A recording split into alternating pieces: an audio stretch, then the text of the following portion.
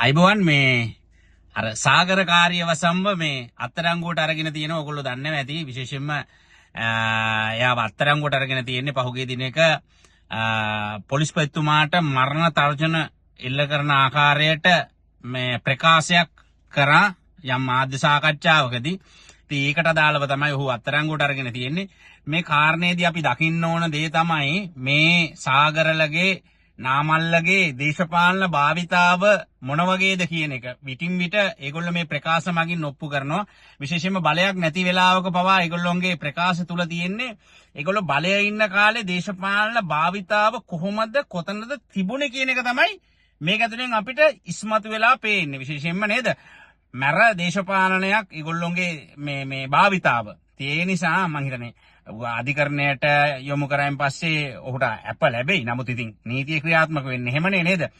අපරාධකාරයෙක්, මිනිමරුවෙක් එහෙම නැත්නම් වෙන චෝදනාවට ලක් කරන කෙනෙක් අධිකරණයට යොමු කරායින් පස්සේ අධිකරණයෙන් එකවර මේ නඩු තීන්දුවක් හම්බෙන්නේ නැහැ. ඒක විමර්ශනයක් කරලා තමයි මේ වැඩේ කෙරෙන්නේ.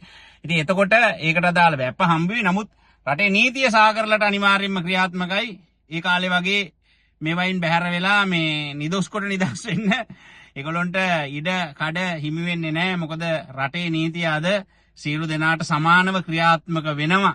නේද? මේ රටේ අලුත් දේශපාලන පරිවර්තනයත් එක්ක නීතියේ ස්වාධිපත්‍ය තහවුරු වෙලා තියෙනවා. ඉතින් ඔන්න ඕක තමයි තත්ත්වේ.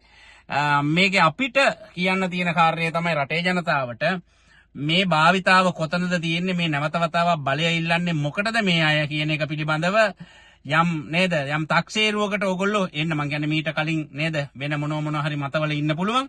නමුත් දැන් දිගින් දිගටම මේගොල්ලෝගේ භාවිතාව පිළිබඳව මේගොල්ලෝ උදාහරණ සපයමින් සිටිනවා. ඉතින් ඒ නිසා ජනතාවට අපි ආරාධනා කරනවා මේ සියල්ල දකින්න ඕගොල්ලෝගේ සිහි බුද්ධියෙන්. හොඳයි නං ජය වේවා.